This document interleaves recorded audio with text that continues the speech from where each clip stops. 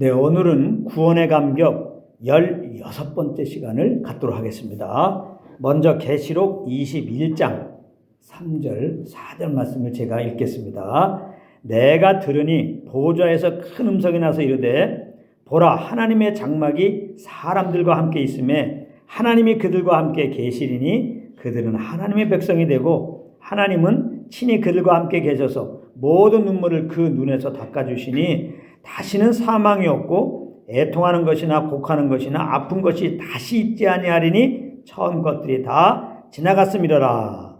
아멘. 이 말씀은 믿는 자들이 장차 들어가게 될 새 하늘과 새 땅, 즉 천국에 대한 말씀입니다. 그래서 오늘 말씀 제목이 무엇이냐? 천국에 들어갈 것이니까입니다. 천국에 들어갈 것이니까. 우리가 왜 구원의 감격 가운데 있어야 합니까? 믿는 우리는 천국에 들어갈 것이기 때문입니다.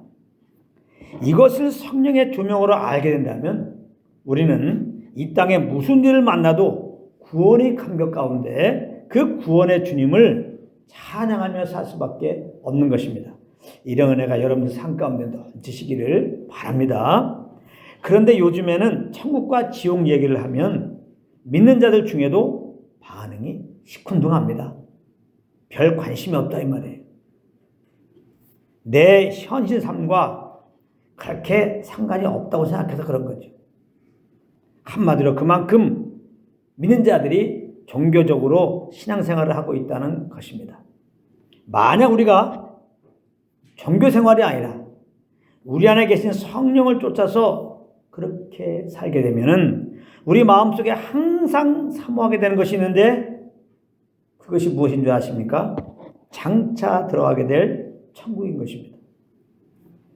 그래서 성령을 쫓아 사는 자들은 그 천국의 소망을 가지게 되면서 이 땅에 소망을 두지 않게 된다 이 말이에요. 여러분, 천국의 소망을 가지지 못하게 되면 결코 포기하지 못하는 것이 무엇인지 아십니까? 이 땅의 소망입니다. 이 땅의 소망. 이 땅의 소망이 무엇입니까? 한마디로 사람들이 나름 가지고 있는 각자의 꿈입니다. 꿈. 그런데 성경은 그 꿈을 무엇이라고 말씀하고 있느냐? 베드로전서 1장 4절입니다. 성경이 그렇다면 그런 거예요. 성경을 아무리 부인하려고 해도 할 수 없어요. 성경이 그렇다면 그대로입니다. 베드로전서 1장 4절에 보면은 썩지 않고 더럽지 않고 쇠하지 아니하는 유업을 잊게 하시나니 곧 너희를 위하여 하늘에 간직하신 것이라. 이렇게 말씀하고 있습니다. 이 말씀은 믿는 우리들에게 주신 천국 소망에 관한 말씀이에요. 천국의 소망은 썩지 않고 더럽지 않고 쇠하지 아니하는 유업을 잊게 되는 소망이라는 것입니다. 그러니까 이 말은 반대로 이 땅의 소망은 무엇이라는 것입니까? 썩고 더럽고 쇠하는 것이라는 겁니다. 썩고 더럽고 쇠한다는 것은 죽음을 말하는 것이죠. 죽음. 이 세상의 소망은, 이 세상의 꿈은 죽음과 함께 사라지는 것이다. 이 말씀입니다. 그래서 이 땅의 소망은 다 헛된 소망인 거죠. 우리가 천국의 소망을 가지고 살지 않으면 이 헛된 소망, 이 땅의 소망을 붙들고 여기에 목숨을 걸고 살아요. 이게 내 삶의 모든 거예요. 너무 안타깝죠.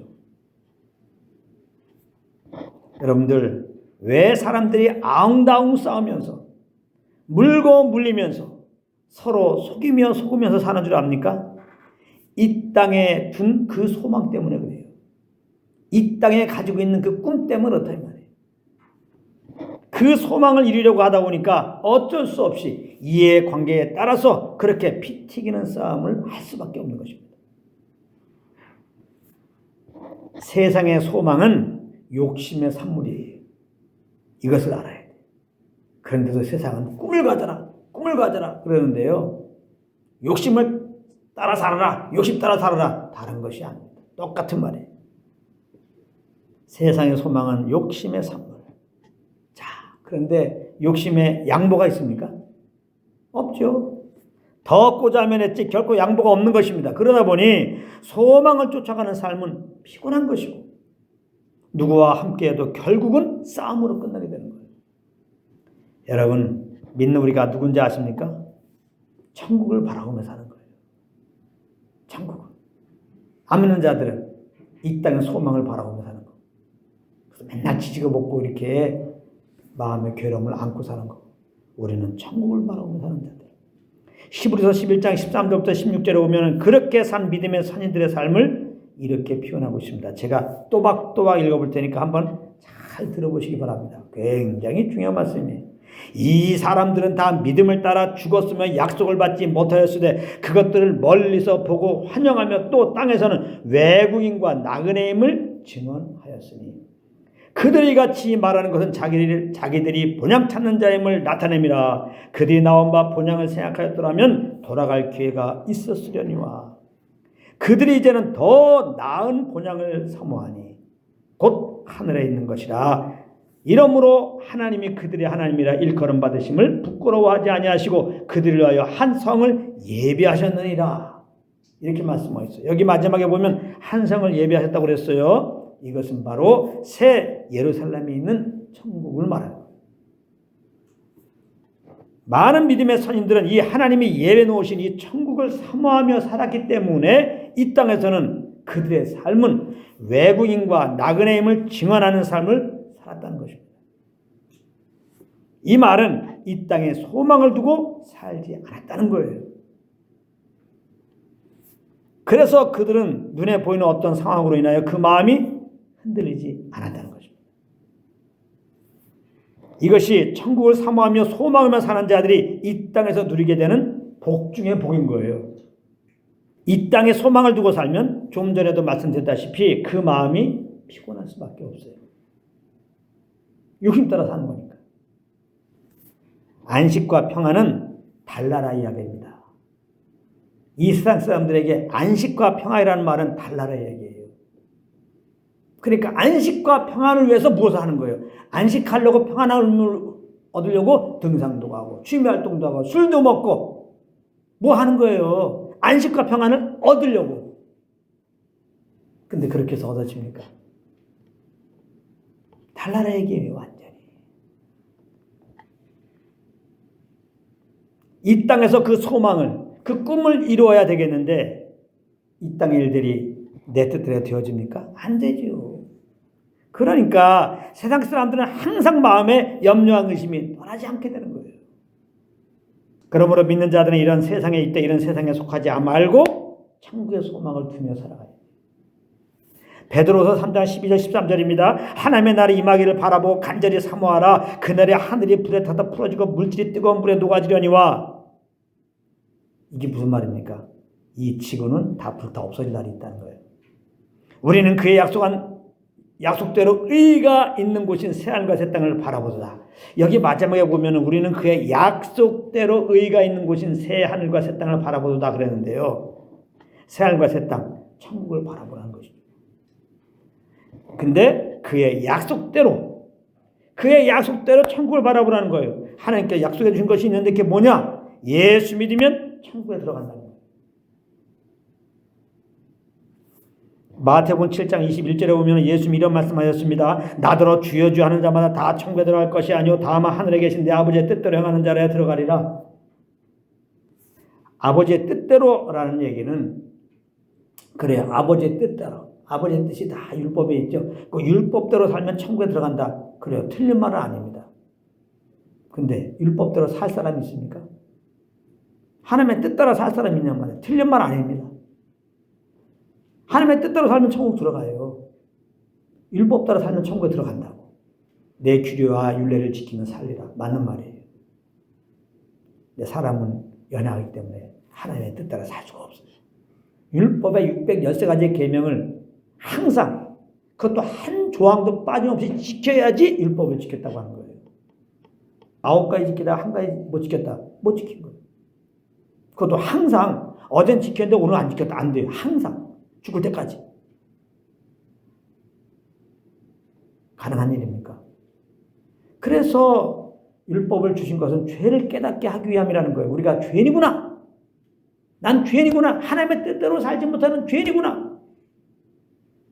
이걸 깨닫고 예수님께 나오라고 그런 의미로 율법을 주신 거예요. 예수님께 나갔더니 예수님은 이제 우리의 죄를 짊어지고 율법의 요구 따라 죄인들에게 요구하는 게 뭐예요? 죽으라 이거야. 예수님 율법의 요구 따라서 이제 우리의 죄를 짊어지고 십자가에 피 흘려 죽으신 것입니다. 그리고 우리 죄를 다 처리하시고 살만에 부활하신 거예요. 그러므로 하나님의 뜻대로 살지 못했지만 죄인이지만 그래서 죽어서 심판받아야지만 우리 대신 죽으시고 부활하신 예수 믿으면은 그 믿음으로 말미암아 하나님 우리를 의롭다 하신다는 거예요. 할렐루야. 우리는 구주의 의를 힘입어서 하나님 앞에 의롭다함을 얻는 것이에요. 사람이 구원 얻는 것은 절대 우리의 행위에 있지 않고 율법의 행위에 있지 않고 어떠한 노력에 있지 않고 오직 예수 그리스도를 믿음으로만이에요. 그래서 우리의 의로는 천국에 죽었다 깨어나도 못 들어가지만 예수 믿으면 예수님의 십자가의 공로를 힘입어서 천국에 들어가는 거예요. 그래서 아버지의 뜻대로 한 얘기는 뭐냐? 예수 믿는 자들은 천국에 갈 수 있다 이 말이에요. 요한복음 6장 40절입니다. 내 아버지의 뜻은 예수님이 해석하잖아요. 예수님이 아버지의 뜻대로 행한 자가 천국에 갈 수 있다 얘기하면서 예수님이 해석하잖아요. 그럼 아버지의 뜻이 뭔가? 요한복음 6장 40절. 내 아버지의 뜻은 아들을 보고 믿는 자마다 십자가에 죽으시고 부활하신 예수 그리스도를 보고 믿는 자마다 영생을 얻는 이것이니 마지막 날에 내가 이를 다시 살리라 하시니. 그러니까 아버지의 뜻은 예수 믿는 자들이 예수님을 구주로 믿고 구원받기 원하는 거야.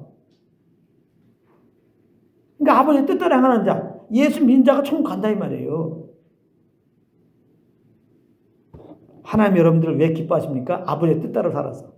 조금 쑥스럽기도 한데요.